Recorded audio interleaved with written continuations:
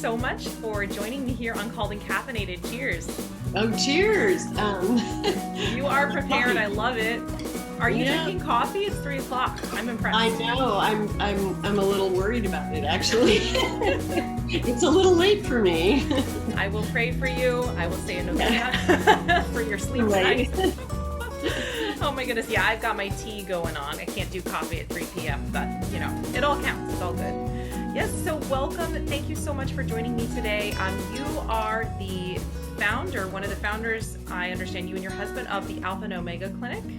Yeah, not me, but my husband. Yeah. Okay. Well, you're a team for your books and everything. Yes, exactly. Yes. And I know a number of people who have availed themselves of your wonderful clinic, and I hear nothing but good things about it. So congratulations. Wow. That's huge. I would love for you to share whatever you would like. And I usually start out by just asking in kind of a general way what calls you have received from God in your life so far, and what has receiving those calls looked and felt like for you. Oh, that's a great question. And thank you so much for having me on your podcast also. And yeah, I was thinking about that, the whole idea of calls. Mm-hmm. And to me, the most notable call would be our call to our vocation, our vocation in life, which usually, when I think of all the priests that I know or the religious that I know, they certainly all received a call of some sort, and they responded with this beautiful yes to becoming a priest or religious, just like the Blessed Mother. And so I'm thinking about that in my own, was I called to my vocation, which is, obviously I am married. And I was thinking, you know what, when I was dating my husband, I never even once thought about whether I was called to the married life. And so actually what happened was they just fell in love and got married. And I'm now kind of hoping, after 45 years of, being happily married, it's like, well, if God had another call, I guess he's on plan B or C by now, for me. It's like, well, she wasn't listening then, Oh, I do hear that often actually from married people who say, I never even really thought about it, or no one encouraged me to think about it. And I think that's what's so beautiful about God's will and God's plan, is that he can work so effortlessly with our current circumstances. Oh, exactly. And ultimately too, I do want to point out that whatever God is calling you to, from all of my conversations on the Called and Caffeinated podcast, it is about falling in love. Mm-hmm. And that's really how you know that you're called to something, really.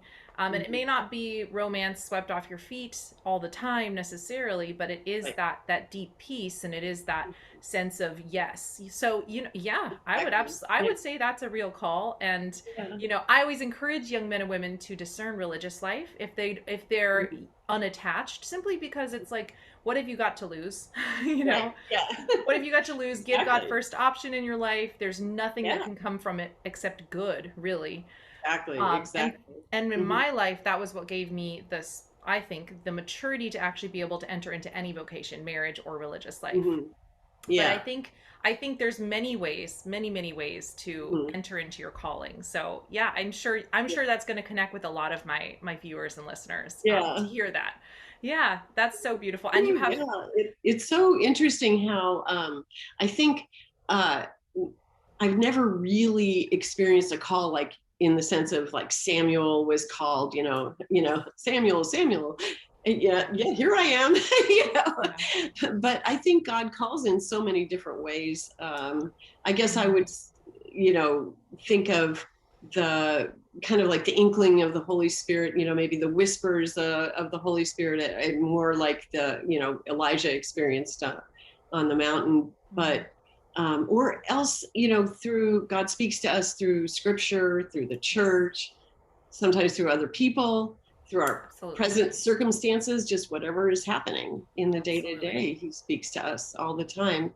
And it's kind of up to us, I guess, to be listening. Yes, very much so. Yeah. Absolutely. Yeah. Well, we'll talk about your calls to write your books and specifically your new board game So Yeah. I love reviewing books and getting to interview authors, but I've never received a board game in the mail before, specifically a Catholic board game, which has been really fun. I mean, I do have the Catholic card game, but that Mhm. wasn't, that wasn't for an interview specifically.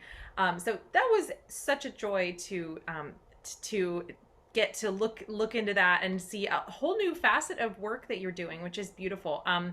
And in a very fun way too, because reading a book is a solitary activity, it's reflective, whereas this board game is meant Yeah, to be engaged with many people, which is beautiful. exactly. Yeah. Yeah, But for sure. before we get into that, I just think it was amazing how small the Catholic world is. I always say it's the smallest world in the world because I found out this morning as we were emailing back and forth that you are very familiar with the same community that my parents are Yeah. living in currently in Manassas, Virginia, and I graduated from the same high school as your Yeah. children, which Yes. is crazy. Shout out to Seton School in Manassas, Hey. Virginia. Yeah. And then I was like, oh my gosh, Ray Bennett. Of course, Yeah. I knew him. Like he was, it was like you don't talk to other people who aren't in your class sometimes because it's just Yeah. high school is awkward.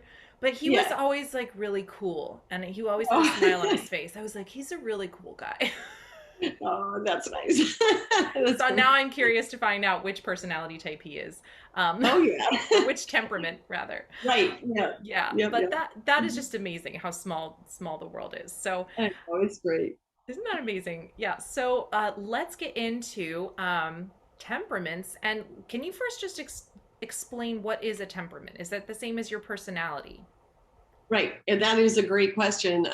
So temperament is actually not the whole of our personality. So our whole personality includes many things, such as our education, our culture, our family of origin, um, all sorts of things. Even the choices we make, everything is going to impact our total personality.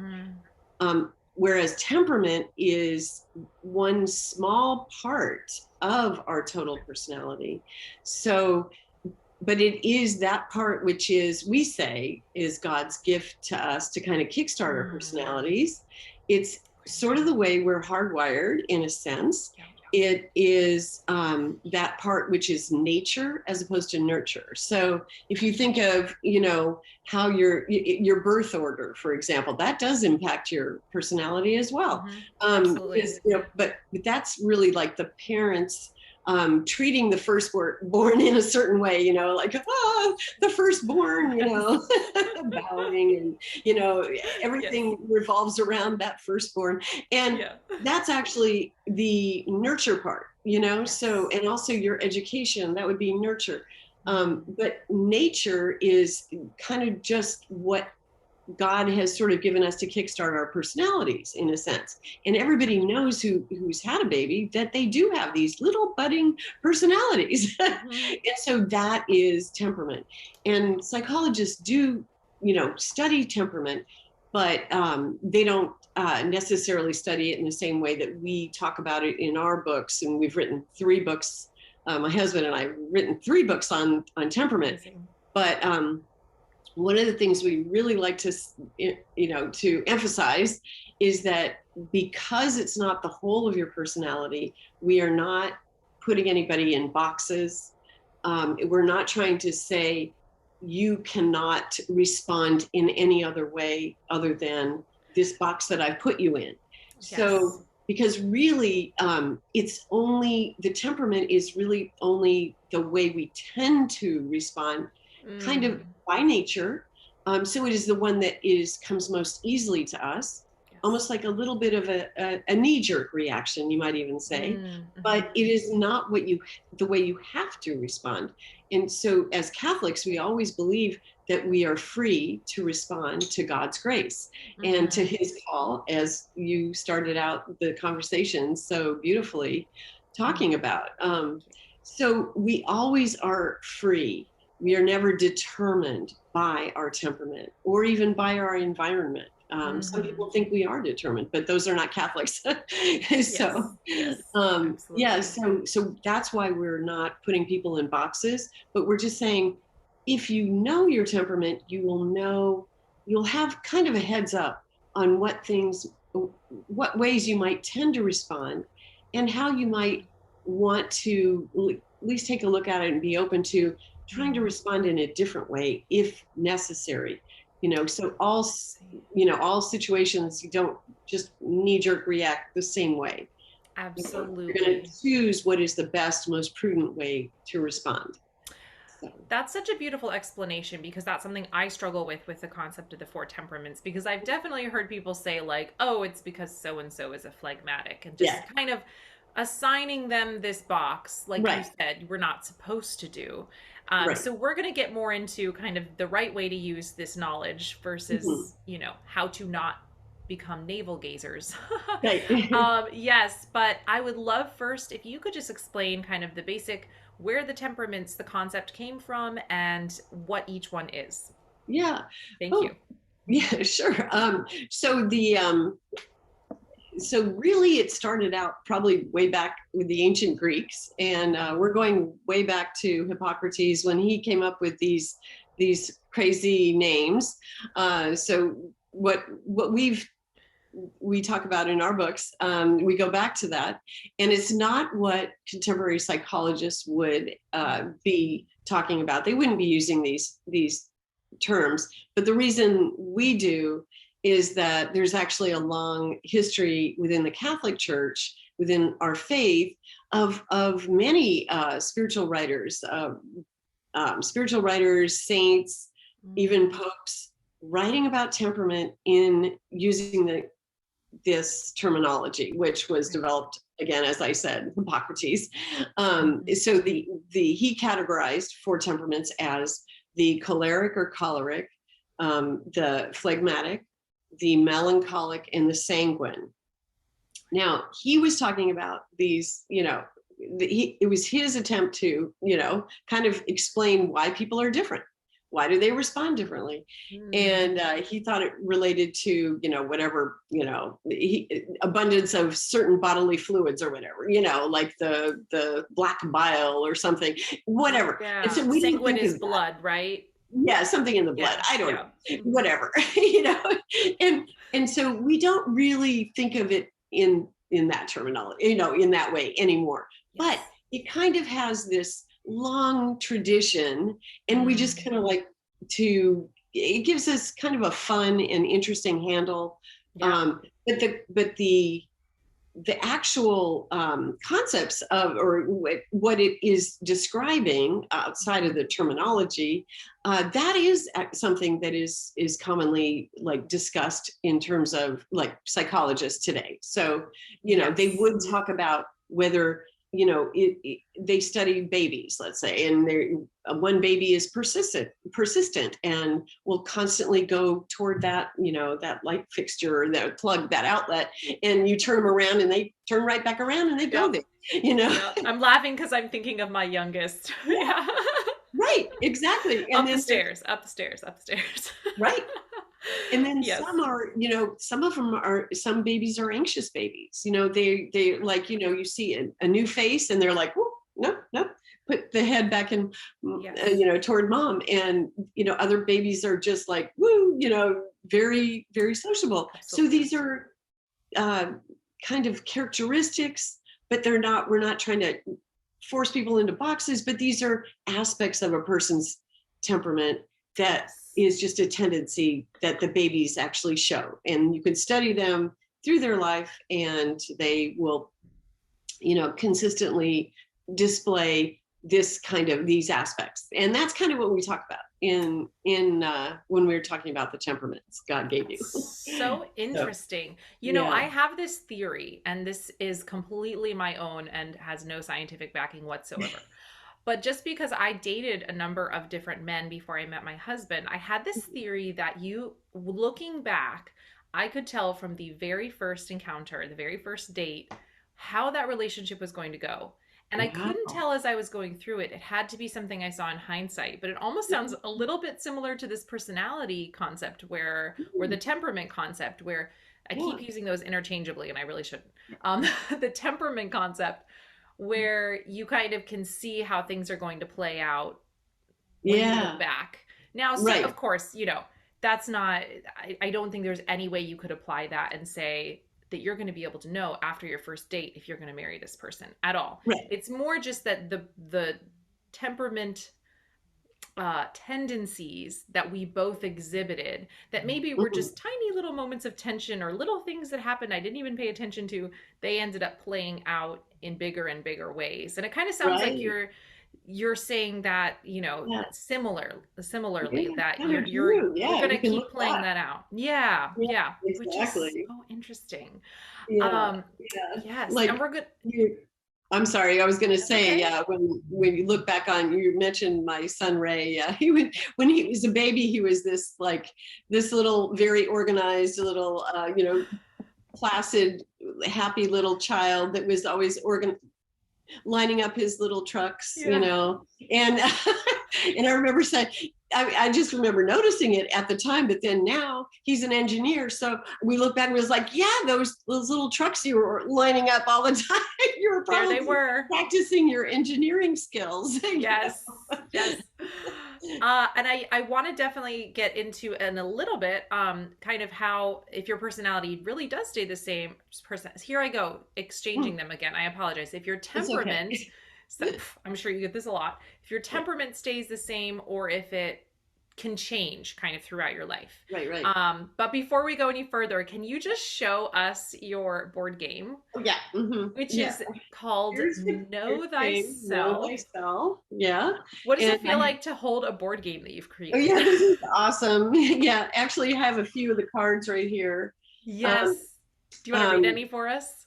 yeah, but we can talk about that whenever you want to talk Okay. about that. Well, that's cool. I But just loved how some of them are very specific and some of them are just kind mhm, of, they're not human at yes, all, but they right, capture a certain part of someone's personality that otherwise yeah, might be very difficult to describe.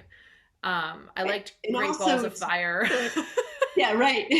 Well, also, it's meant to be like to kind of like provoke your imagination a little bit, like Absolutely. because we're asking in the way the game is played, we're asking who is so and so, who is Stacy, and I'm going to Yes. look through my cards and am I going to say take charge, party animal, cool as a cucumber, I don't Hmm. know, golden retriever, Yeah. and so it's like and it's fun. It's a kind of provokes you to start thinking about the other person in a fun and interesting way, but it's meant overall to be fun, because a game, if it's not fun, is not a good game. Yeah, you know absolutely. And we found ourselves tempted to play it ironically. yeah. Yeah. It can become funny very fast if you're putting down Yeah. all the negative cards about your friends and Oh, family to make everybody laugh. oh Um, gosh, yeah, yes, my yeah, husband and I have a bit of a sardonic sense of humor together, so we kind of yeah, like to rib each other and make each right. other laugh. But that may not be Yeah. everybody's temperament, Right. of course. There you Right. go. And Yeah. that could be trouble. It could cause Oh, trouble. yes, depending on the person. Absolutely. Yeah, one of the Yeah. cards is sensitive. If you're going Oh to play yeah. with that person, do not do the Yeah, I know. ironic. Well, but it could also be, a little eye opening. Like some people who played it, we played once where um, I think we were talking about one member of the family, and everybody, agreed that this one card perfectly fit that person. And Mhm. that person was like, what? Me? And we're like, Yeah. everybody's like, yeah, you. So Yes. it's When kind of everybody's like, analyzing you, it's like, oh, not sometimes. in a mean way though, No, not at all. No. yeah. Yeah, but just sort of like holding up a mirror because there's a lot of times where you don't understand necessarily. You don't see yourself and you think, "Oh yeah, I'm super organized." And you might not really be, honestly. Yeah, and Yeah. sometimes you need that mirror held up, which I can totally see. But my husband and I also played it a different way when it was just the two of us. It wasn't a competitive game at all. It was much more, we actually just took random cards and we would Mhm. say, okay, let's pick so and so, this or this friend. And we put down all the cards that we thought applied to that person.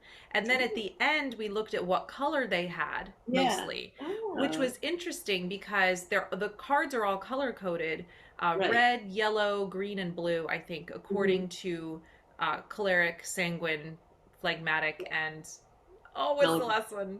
Melancholic. Melancholy. There Yeah. it is.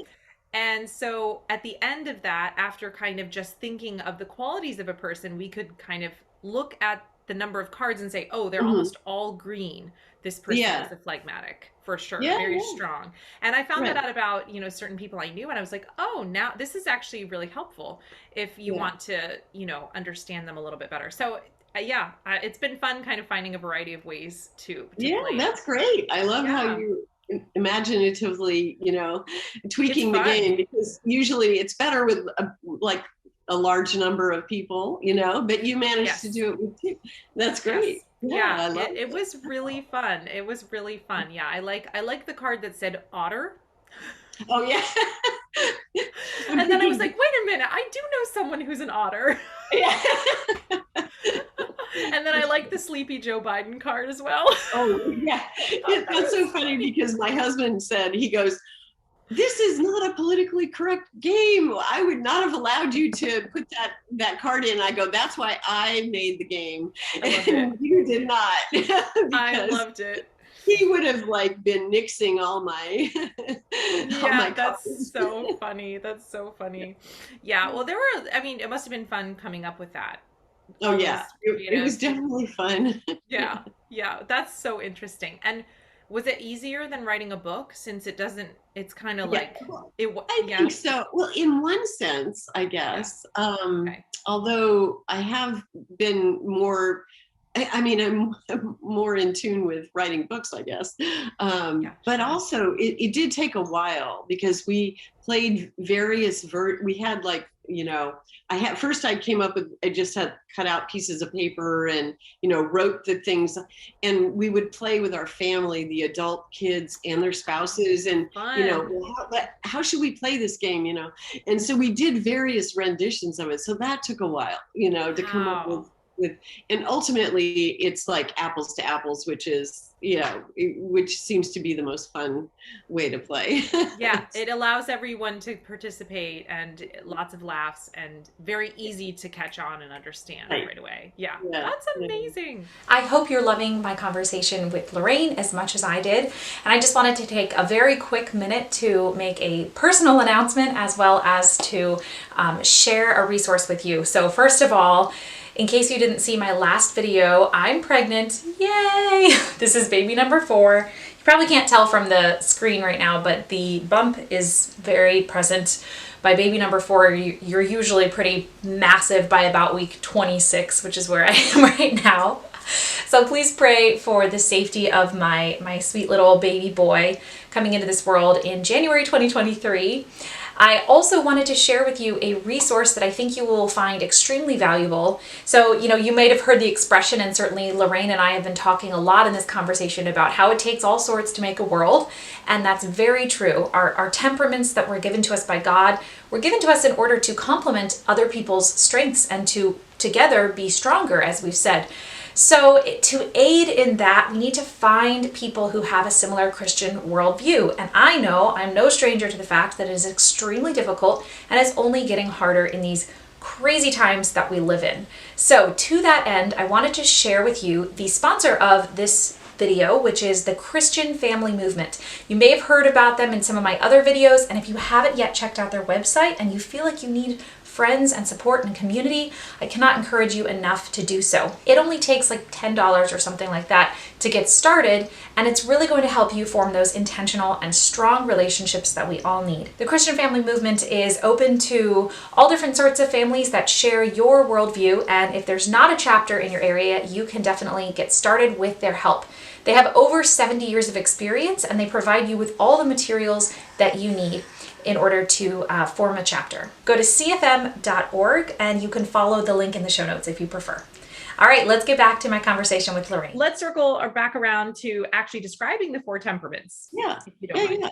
Yeah. So there's the 4 classic temperaments, as I mentioned, going back to the ancient Greeks, and then continuing with this whole history of Catholic spirituality. I think, in fact, I wanted to mention it probably started with spiritual direction, actually, way back, because the original intent was to try to understand the basic temperament of the people that they were directing, and to direct them in the proper way.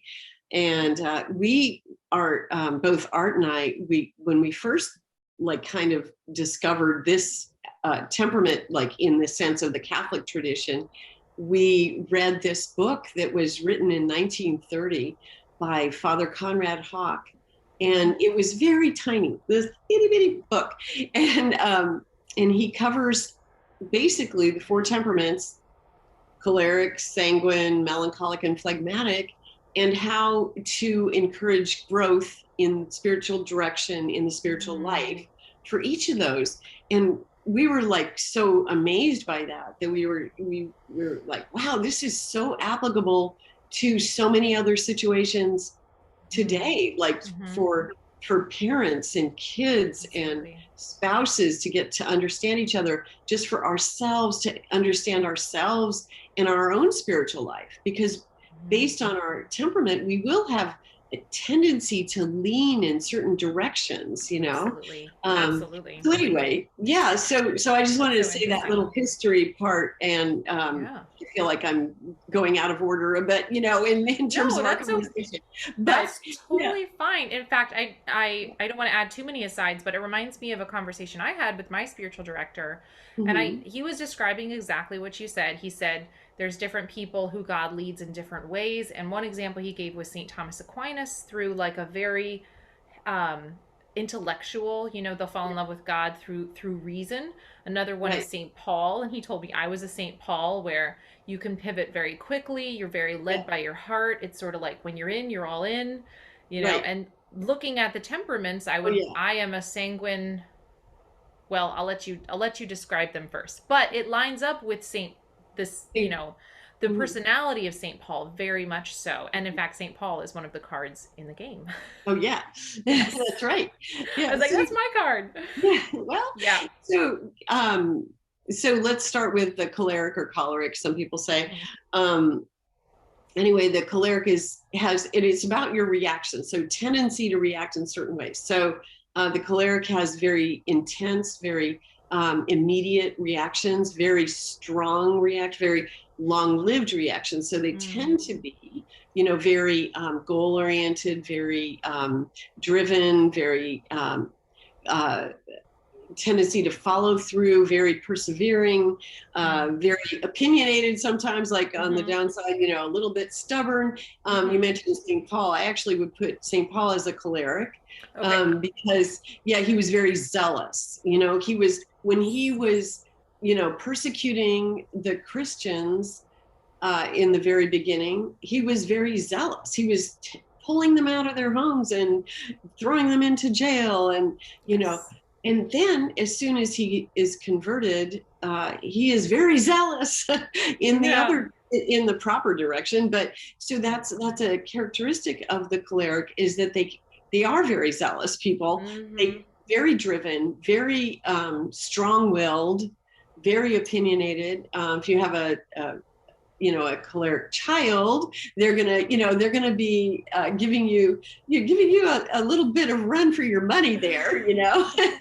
But you want to say, you know what, this child, when they're 2, it's a little annoying that they're very opinionated and stubborn, but when they're grown up, you know, they're also going to be the leaders of the church, probably. You know, maybe they'll be the lawyers, or they'll be the future, who knows, you know, but they'll be doing big things for the kingdom.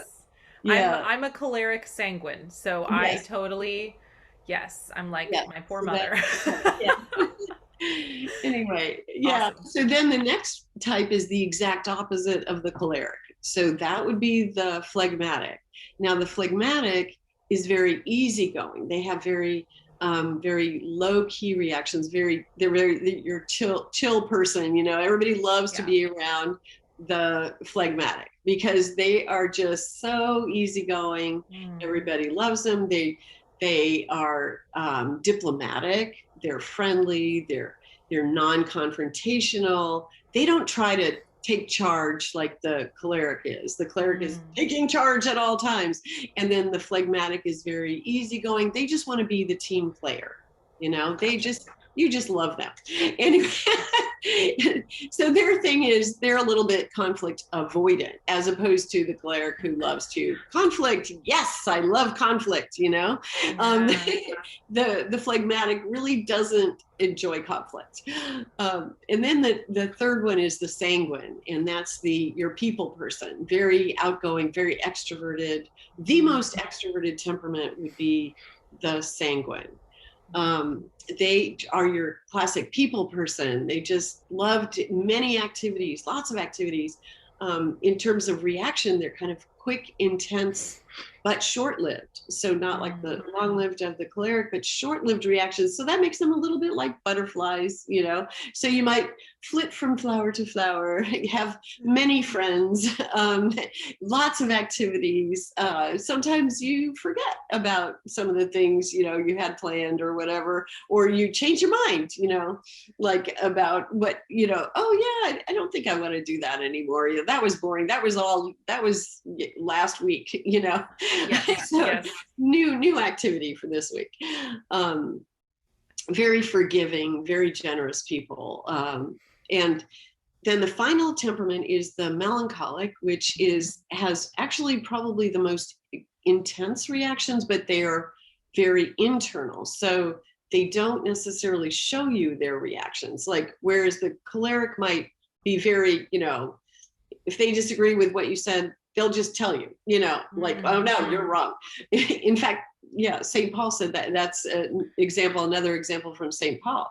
He said, you know, I told him to his face, you know, he talks about Peter, yes. St. Peter, the first pope. I told him to his face because he clearly was wrong, you know, but that's the choleric. Now, melancholic, they might be thinking that internally, but they're not necessarily going to say that because they're the most introverted of all the temperaments. Okay. So they're very idealistic people, very internal, very detail-oriented, very often very artistic, actually, or musical or artistic, a great eye for detail. And there's an old saying about the melancholic that they so long for heaven that everything on earth falls short. so the sanguine is your optimist, and the melancholic is a little bit on the pessimistic side, although they would say realistic. They are realistic because they are able to foresee they often look to the future, and they can foresee all the potential obstacles to a plan of action or whatever.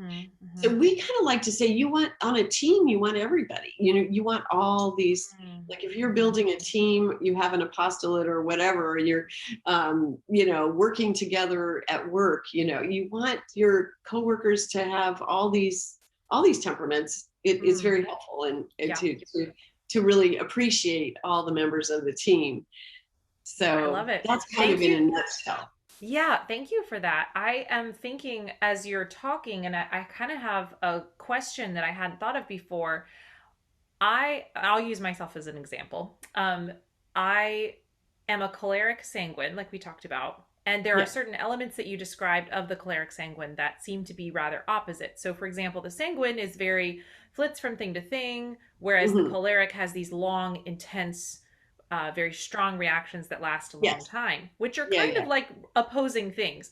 And I do see, it's interesting, I see both of those in myself, but I also see, but it's like, they're also kind of opposite. And the way, I think the way that they interplay for me is like, I will have very intense, like, I am into gardening. And this summer, that is all I want to do. I'm obsessed with my plants. Now, have I had a plant obsession for several years? Yes, I have. But it is like more so than ever this year. Last year, I had a very intense obsession with redoing my wardrobe. And that was kind of the thing that was always on my mind that I always wanted to do when I had downtime. But it's gone. Yeah, but it doesn't change like, right. Well, it doesn't change week to week, but like, I'd say more like year to year or, so is that, how, I guess my general, I think this totally fits in with, so I'm also choleric sanguine, by the way, but nice. Anyway, so love it. most people are like a combination of two, but it's not like you're equal amounts, like 50-50. In fact, I don't know if maybe I should send you the link to, we have there's a temperamentquiz.com. I don't know if you've ever seen that, but you could put the link on with your show notes or something, because there's a very short test that you could take online that I developed the questions for it. But anyway, it's called temperamentquiz.com, and it'll come up with percentages. And that really, it's not scientific. It varies really. Okay. But like most people have like a dominant temperament, I would say. Like so I would say mine is choleric and then secondarily sanguine. So I do the same thing that you're describing, which is, so if I'm writing a book, we're all in. It's 24/7. I'm writing this book, and I do not, come up for a breath of air. But then it's done. It's, and I will meet my deadlines. I have this I'm a little bit prideful about it. Like, it's terrible, but I always meet a deadline. And and then, but then it's like on to the next thing. Okay, now what am I interested in? Gardening. That's it. No, or, or like, the wardrobe thing. I totally relate to this. Like, it's okay. But like, let's say somebody else, a sanguine, primarily sanguine. Okay, it's week to week. They are, I remember one of my kids who is sanguine, and he would have a new hobby literally, like it would be, I have to learn how to golf. I need golf lessons. I need golf clubs. I must golf. I am obsessed with golfing. And I'm like, yes, okay, well, that's an awesome sport. We'll get you golf clubs, which of course then sat in the garage. Because after that, we're done. It was the next thing. It was no more golf. now it's something else. Yes. That's so interesting. I totally hear that. And it's interesting too how that interplays also with the nurture part of your personality, because cholerics would be typically very conflict oriented, or like not conflict oriented, but capable of bringing things to the surface. But because of certain aspects in my nurture side of my personality, I actually tend towards conflict avoidance. And it's something that I have had to really learn. So it was interesting reading about the choleric and then saying, well, this doesn't fit me, only because this part of it doesn't fit me just because of some of the family history and so forth, and the family culture that I was raised in. So I've had to learn to become less conflict avoidant, which has been a big journey. So that's kind of an interesting thing too.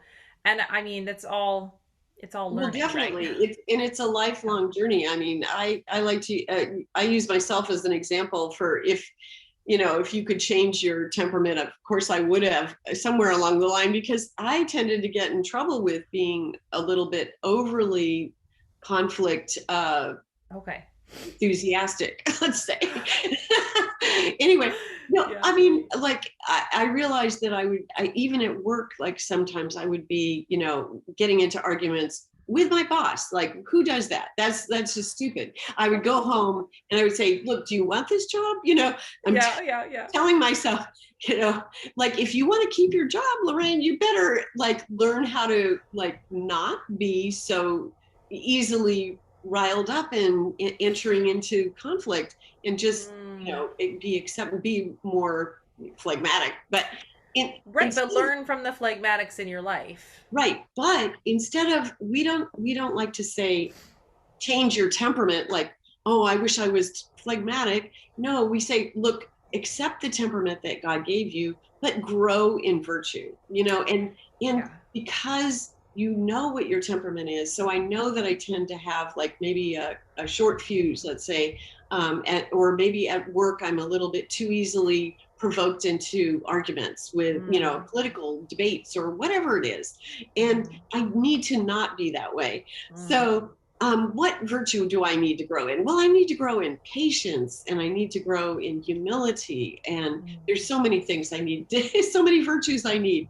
But knowing what my temperament is, I can then focus my efforts a little bit more intensely on those virtues that are opposing Gotcha. to some of the weaknesses that I might have. Yeah, yeah, and that was another question I had was it if we are spiritually mature, should we exhibit qualities of all four temperaments? Almost to the point where you can't tell where someone's temperament is. What Right. someone's natural temperament is? Would that be Yeah, accurate to yeah. say? Well, no, I would say it. Yeah, definitely. I think people would say, like about Saint Ignatius of Loyola, that when he was young, he was very choleric, and he was starting fights and whatnot, and he was very feisty. And toward the end of his life, people said, "Oh, he is like the most meek and humble man," but that was because he became Christ-like. It's not because he changed his temperament, or he probably struggled. In fact, that's the cross. You struggle sometimes with aspects of your own temperament that are difficult.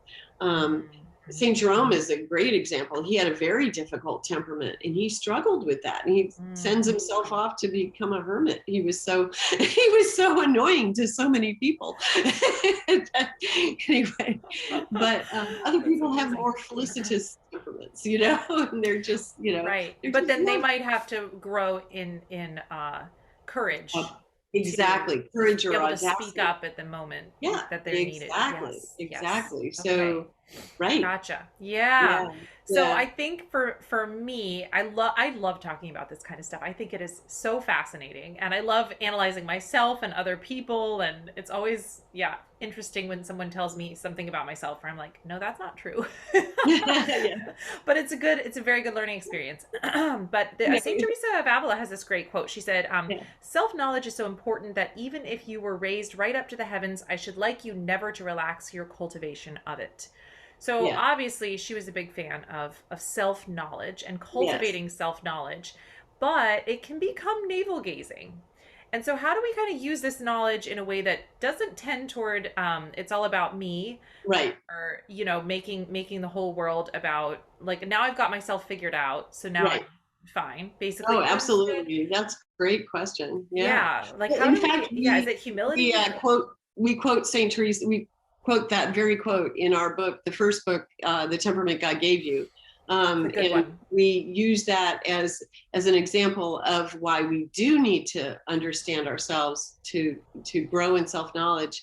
And the thing is, it's not at all navel gazing, because what she was hoping to what we're all striving for with self-knowledge is to grow actually in humility. So that's like the Mm, key, that's the foundational virtue that we need in order to get any of the other virtues. We have to have humility. yes. And humility is not like thinking, oh, I'm so bad, I'm just nothing, I'm dirt. It's not being a doormat. It's none of that. Humility is actually really knowing yourself and knowing the gifts that God has given you, Mm, as and also knowing your weaknesses. So mm-hmm. it's not beating yourself up, but it's not being prideful. It's neither of those. It's and so it's not navel gazing, because they say um, humility is not thinking less of yourself. It's thinking about yourself less. So you're actually you're not focused on yourself. If you were Mm-hmm. focused on yourself, that would be kind of a maybe, well, like you said, navel gazing, or that would be maybe a self-absorbed kind of thing. Mm-hmm. Whereas true humility will focus you outward, and Mm, will know the difference between yourself and God, and know that God has given you all these gifts and all these wonderful things. And your job is to focus outward and see what can I do to love and serve God in this world, mm, and to and my neighbor too, like what can I do, what ways can I be of service, how can I spread the kingdom, how can I yes. love God more. So we're focusing not on ourselves, but true Yeah. humility will give us hopefully that that way of looking at things. So yeah, that's a good bridge between the typical understanding of like, now I haven't taken your personality quiz, but I have taken other personality quizzes, and usually you end up at the end of them thinking like, oh, I have all these great qualities, good job me, and you almost want to like pat yourself on the back. You're like, I'm so full of all these strengths, but it doesn't. Those tend to not have the I don't want to say downsides, but the tendencies toward, they don't emphasize any of the tendencies that you have towards a particular sin, which is a part of the whole picture, because then every temperament has the potential for sins of different types that you need to also be aware of. Just natural weaknesses, we would say. Right. Yeah. Right. No temperament is going to be sinful in and of itself. It's just that there might be a tendency, like if you indulge a certain area maybe a little too much, you might go in that direction. Right. So, or the way that Satan would use your strengths or use your weaknesses against you to tempt you in certain ways. Or your desires, kind of twist them around.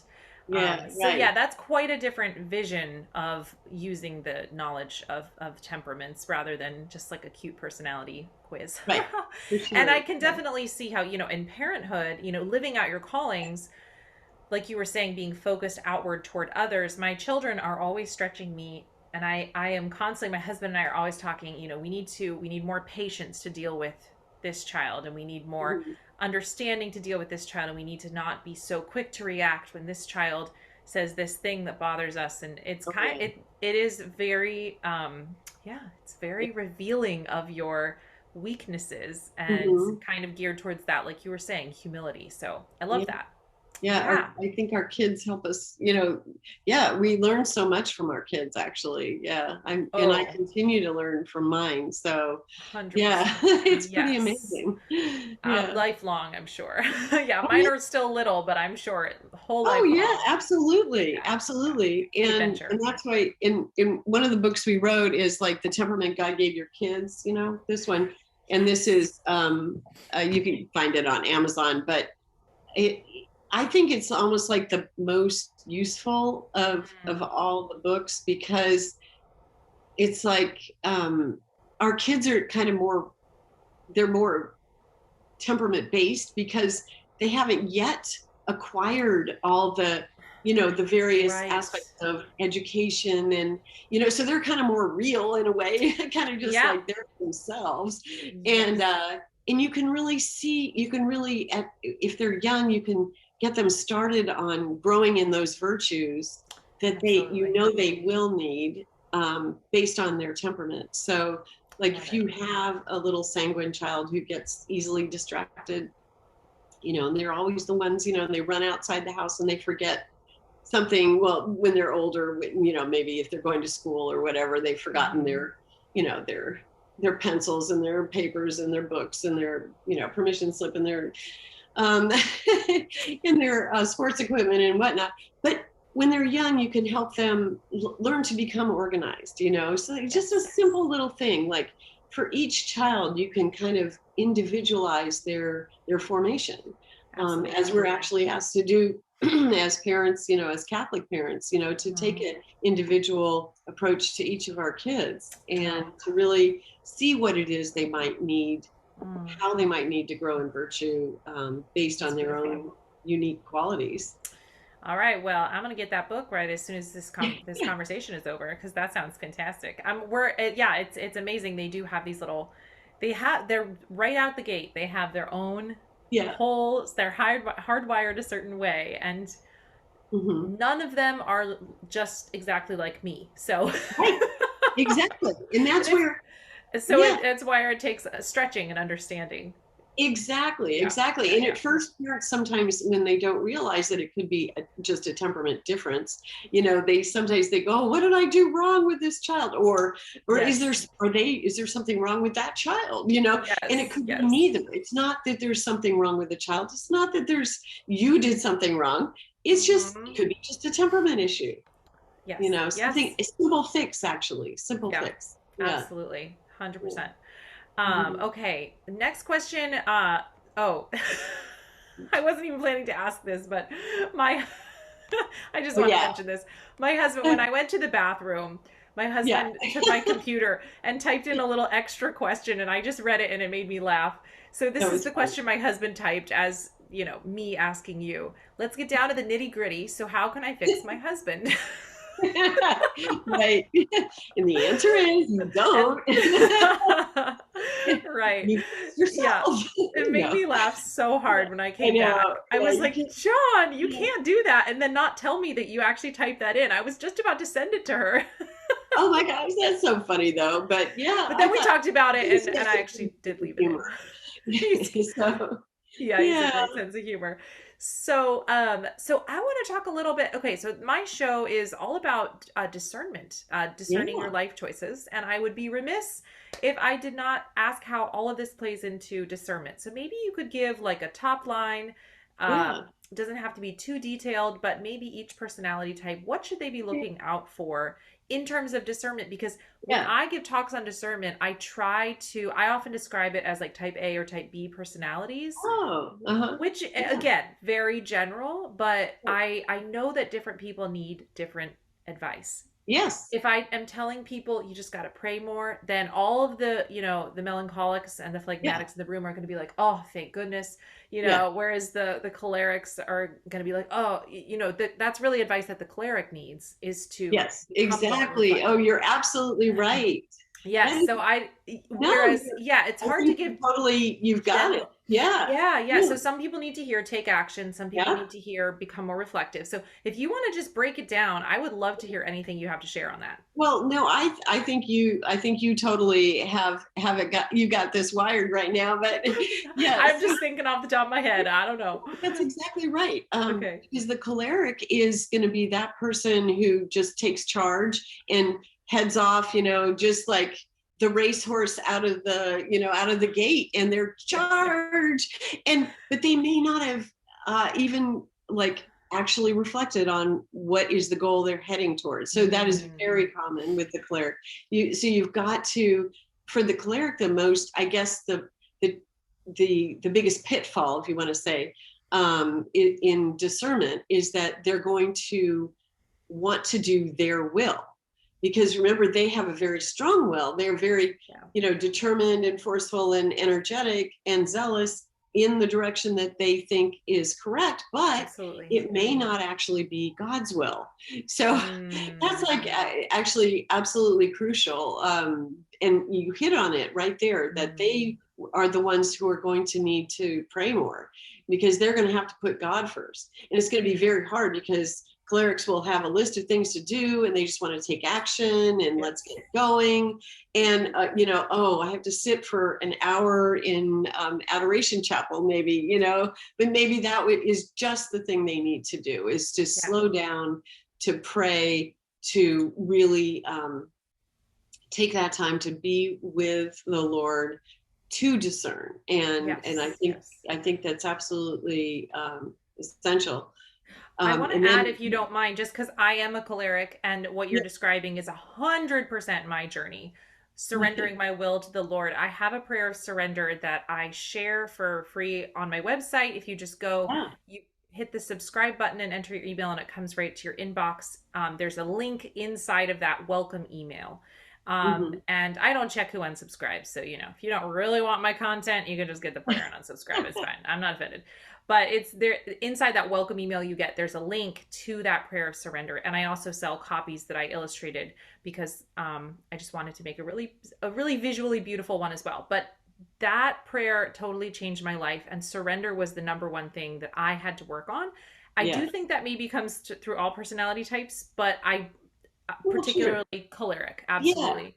And then Actually, yeah. yeah. And then Good point. patience was another one too, Yeah. because it was very hard for me to take, like, I didn't mind sitting in adoration for an hour. That was fine. And I obviously, my strength was that I went out and I was like, okay, I need to discern religious life. Okay, I'm going to go line up my convent visits. Like, no problem. Taking action was no problem, but waiting a year to Yeah. allow God to really reveal his plan to me, and to allow everything to process until I got a real answer, that was really hard. So that patience Mm-hmm. needed to come to the forefront, and I needed to develop that patience to sit and say, okay, I don't know what God wants me to do next month, I don't know the plan, but I'm going to continue following him, and I'm going to let this take a year if it needs to take a year, because it's Right. worth it. It's worth it for my whole future. So that, anyway, not that I'm a personality temperament expert at all, but I'll just add that because that's me. No, I think you're absolutely right about it. Yeah, patience is Cool. a crucial virtue for the Mm. choleric. So, Yeah, yeah, yeah. and then if you take the phlegmatic on the other hand, so the phlegmatic as the opposite of the choleric, I Mm. would say in discernment they would have to, or have to, I don't want to say that, but they might be tempted to either um, not go deep enough or um, not wanting to kind of take the difficult route, because they Mm. kind of they want to avoid the conflict. They want to keep Yes. everything smooth, everything, just, running along nicely, and not, not too crazy, not too hard, not too zealous, not, Mm. and they, that might cause them to take the route of least resistance, whereas I God might see. be calling them to something more strenuous. And Mm. once once they realize, and they, of course, they all, every temperament, everybody has to pray, and like you said, Mm. we all need to surrender as well. It's just that um, different temperaments will have a slightly greater or lesser drive in a certain direction, let's say. So Mm. so the choleric has that greater drive. It's not a problem if there's a challenge. Yeah, give me a challenge. Well, maybe God doesn't want you to take on the challenge. Maybe God actually instead wanted you to wait a year. Yeah, so exactly. Whereas God might want the phlegmatic to take on a challenge, and that could be something that they might resist. And Mm. then again, with the melancholic, here's something I was thinking about when you had asked that question. Oftentimes the melancholic will love, I'm just want to do God's will.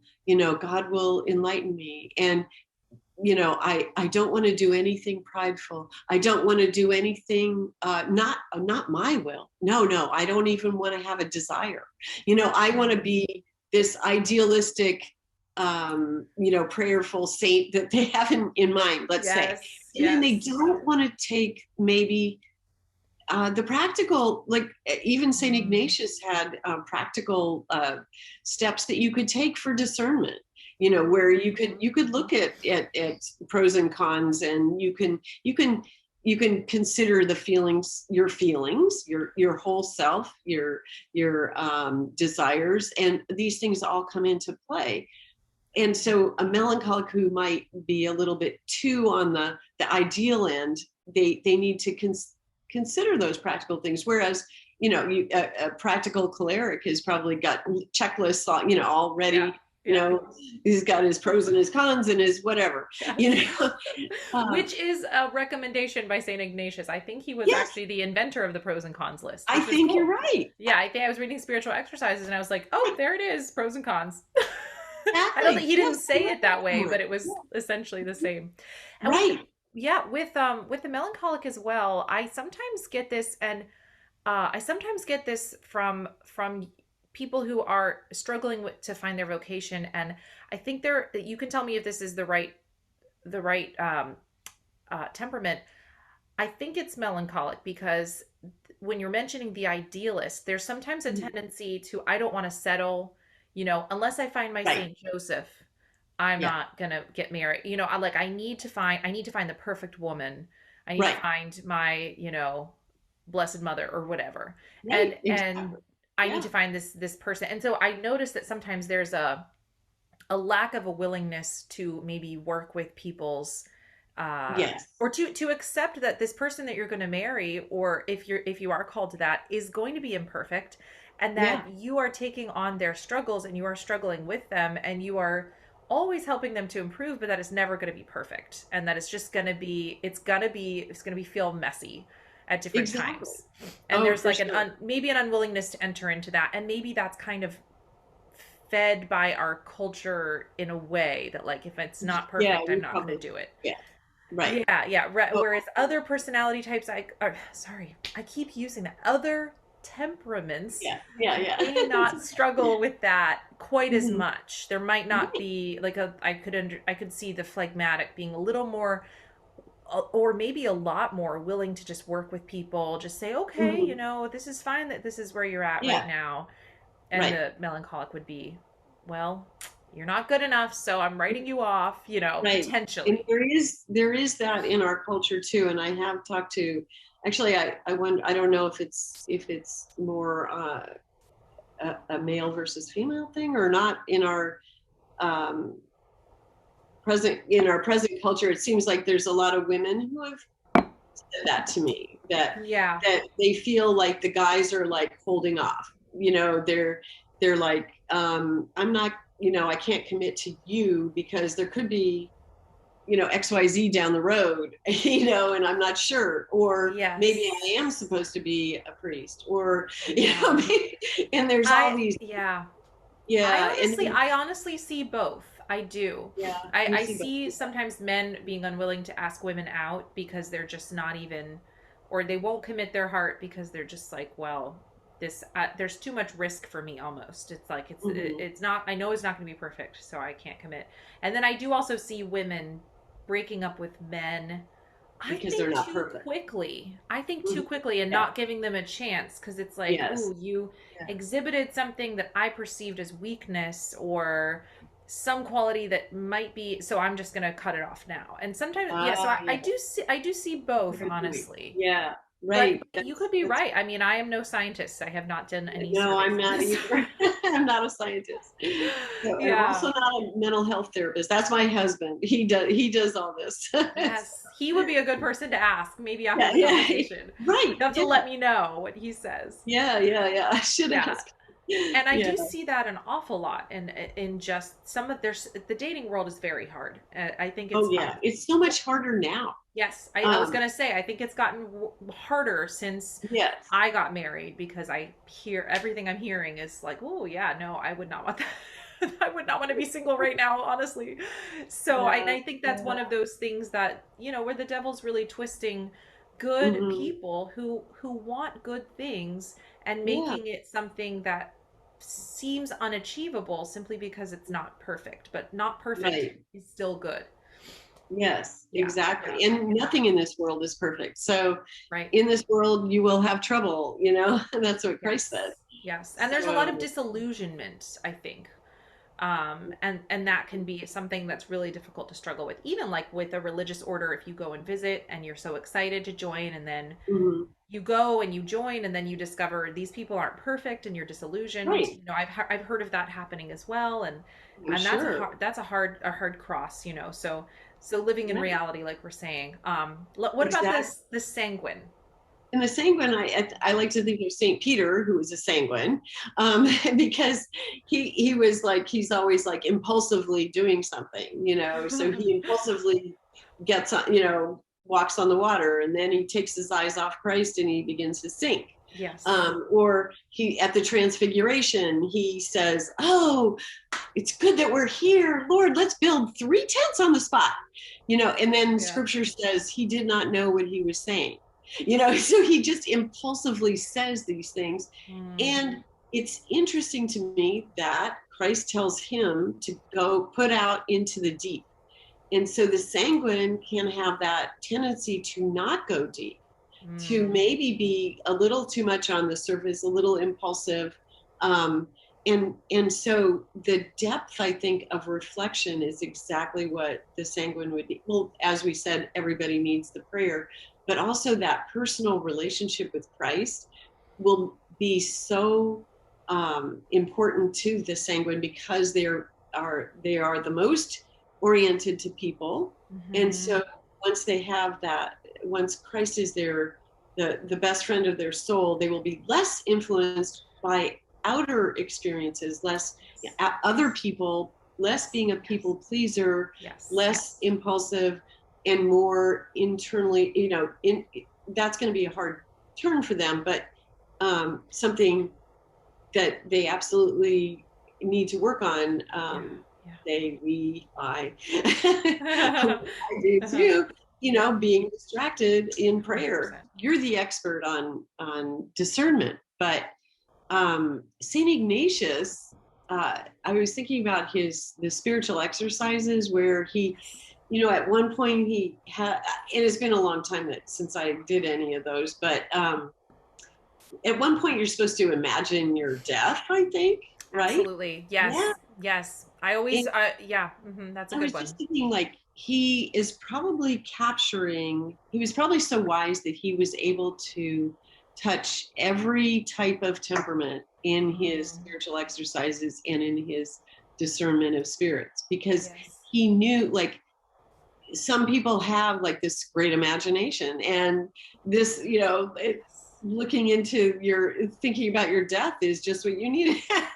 Absolutely. Yeah, And visualizing Christ on the cross and all of his imaginative yeah, prayer that gets you really into it. Yes. But I think the deathbed one is particularly interesting, and I actually recommend that in all of my talks.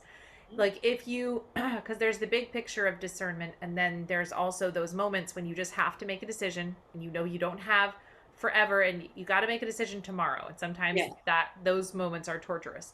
So I always try to provide a few quick things of, like, here's what St. Ignatius would recommend, and that's one of them, because I think if you were lying on your deathbed, you would have a lot of clarity as to what you wish you would have done, separate from your nature and nurture sort of Yeah, sides of your personality, but right, taking more of like God's view of right, things. Yes, exactly. yes, absolutely. Yeah, yeah, Was there anything that you wanted to say? Oh, we were just talking about the sanguine yeah, and what kept coming to my mind was people pleaser, and then you yeah. mentioned it. Mhm, Um, Being also a sanguine as well as choleric. I know that I struggled a lot with people's expectations of me. mhm. Still do, although I've grown for sure, but it's always a tendency to want to do the thing that people want me to do. Yes. And I notice that a lot with my letters that I get from people saying, I don't want to let my parents and my grandparents down, Oh, or my grandma always wanted me to be this, and I'm mhm. struggling with kind of differing from that. And I always say, your if they really love you, they want what's best for you, and they Mhm. want what's going to be most true for really what God wants for you. Exactly. And they have their own disappointment to deal with, potentially, because they have their own ideas about what's good for you. But if you are doing what you are truly called to do, and they really love you, they Mhm. should come around eventually once they see Yeah, how at peace you are, and that you are really living your purpose and living out your calling. That will, you will exude happiness, and that's really what they're going to want to see for you. exactly. That's Yeah. so true. That's very wise. Yeah. Yeah, yeah. And that's why for the sanguine to really focus on Christ, on that personal relationship, and really pleasing God. That's the most important person to please, and not everybody else. So although, Absolutely. yeah, Yes. it's easier said than done, though. you know. Yeah. 100%. Yes. That's always, and that's where the growth has to come in, and spiritual direction is so helpful to Yeah. help draw out where God is working in your life, for sure. Yeah. This is so fascinating. I could just keep talking all on and on about this. Was there anything else you wanted to add for discernment for sanguines, or do you think we mostly Um, covered it? let's see. I don't think so. I'm not coming up with anything right at the moment, but Okay, gotcha. I yeah. want to see a book on that, actually. Yeah, actually, well, maybe you should write the book on discernment, because That would be fun. It has crossed my mind. I just haven't found yeah, the right yeah, it time. sounds like But you've done quite a few talks on it as well. So, it's right? been, yeah, it's been a cool journey. I started with, speaking and podcasting about discernment simply because I had a lot of questions, and I thought, I really want to have an open conversation with people who are a lot smarter than I am, and who know a lot more than I do, so that I can get my questions answered. And the way that I started hearing all of these common questions was not only through my own journey, but because I was on a reality TV show about discerning my vocation. And Yeah. I started getting letters from people from around the world, and not letters, not literal letters, just Yeah. notes. I like to think of them as letters, but nothing came to my inbox. People don't do that. Like not they came to my inbox, not my mailbox. Yeah. But people started writing me emails and so forth, and asking me like, how did you know, and how did God speak to you, and all these kinds of things. And became an area of fascination for me that still holds my fascination very much. So I would love to write a book. And in fact, I was talking to a publisher, and I was about to make a pitch in March 2020. And if Mm. you remember what happened in March 2020, just a few days before the shutdown, my Yeah. husband, I was talking to him about pitching, and he said, I think this would be too much for our family. I think we need Mm. to put this idea, and he doesn't often say no to my ideas. So I know when he does, I really need to listen to him. So it was very hard Mm. because I'm a choleric. I was really excited. But then everything shut down, and the day it shut down, I had this idea for a conference. And if I had been pitching my book, I wouldn't have been able to do the Be Not Afraid conference, which then blew up into this crazy thing. It was like we launched in 5 days, Wow. and we've had over I think close to 20,000 people that have actually joined it. That's Um, amazing. it was crazy. Yeah, it was this 30-day conference, and we had 44 speakers and musicians, I think, that were. So anyway, God works in amazing ways. And that was one of those instances where with my choleric personality, I had to really Right. slow myself down, but God was waiting to give me a different gift that, Mhm.